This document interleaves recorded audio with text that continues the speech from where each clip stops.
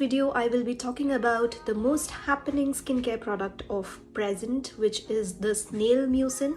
And I will also be talking about the Snail Mucin that I use, the advanced Snail Mucin, which is from COSRX. Snail mucin is nothing but the mucus secreted by a snail when it crawls. The snail mucin is packed with antioxidants and hyaluronic acid. So it not only moisturizes the skin but also stimulates the collagen production. So hello youthful and bouncy skin, it also calms down the redness of your skin.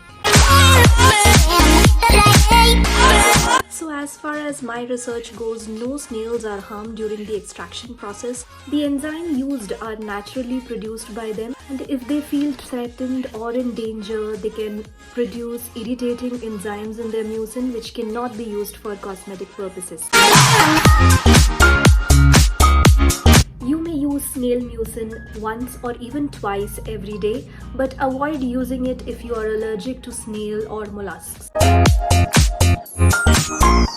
Start by using snail mucin every day in the morning and evening after cleansing your face. Follow with a vitamin C serum to brighten and even out your skin tone.